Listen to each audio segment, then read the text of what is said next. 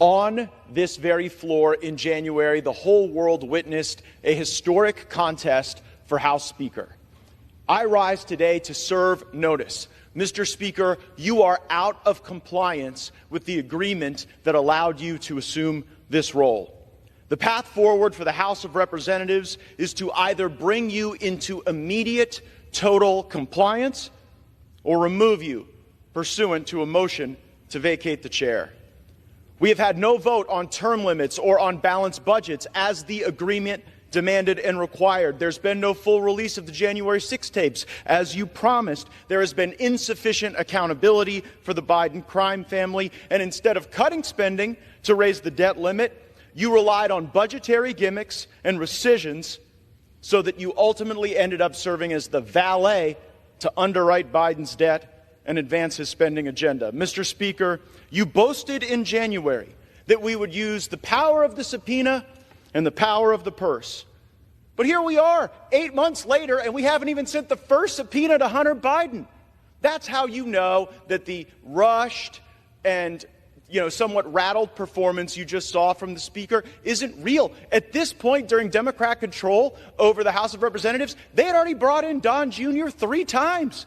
And we haven't even sent the first subpoena to Hunter Biden. Power of the subpoena and power of the purse. Only thing the 118th Congress is known for at this point is electing Kevin McCarthy Speaker and underwriting Biden's debt. And unfortunately, there's only one of those things we can remediate at this time. Power of the purse. Our leadership right now is asking us to vote for a continuing resolution. A vote for a continuing resolution is a vote to continue the Green New Deal, a vote to continue inflationary spending, and in the most troubling of fashions, a vote for a continuing resolution is a vote to continue the election interference of Jack Smith. Mr. Speaker, we told you how to use the power of the purse. Individual, single-subject spending bills that would allow us to have specific review, programmatic analysis, and that would allow us to zero out the salaries of the bureaucrats who have broken bad, targeted President Trump, or cut sweetheart deals for Hunter Biden.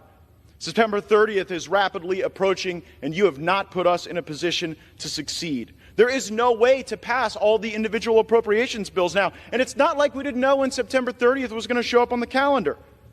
I must be better, you must be better, and this House must be better, for it is the last best hope for tens of millions of Republicans.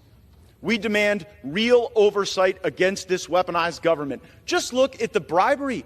If tens of millions of dollars flowing from foreign corrupt people into the bank accounts of the Biden family wasn't enough for actual impeachment, why were we even looking? Joe Biden deserves impeachment for converting the vice presidency into an ATM machine for virtually his entire family. We all see it. We all know it.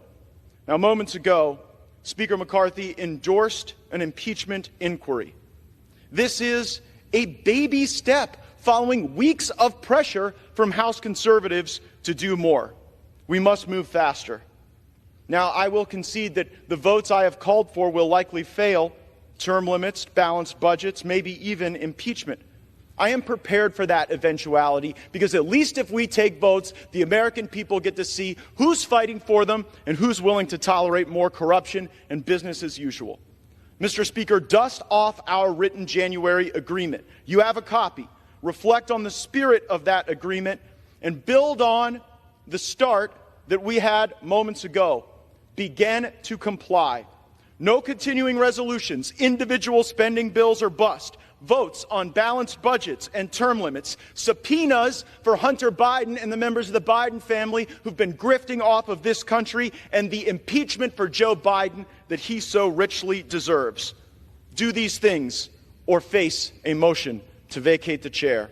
And let me alert the country, a motion to vacate might not pass at first, but it might before the 15th vote. And if Democrats bail out McCarthy, as they may do, then I will lead the resistance to this uniparty and the Biden, McCarthy, Jeffries government that they are attempting to build. I know that Washington isn't a town where people are known for keeping their word. Well, Speaker McCarthy, I'm here to hold you to yours. I yield back.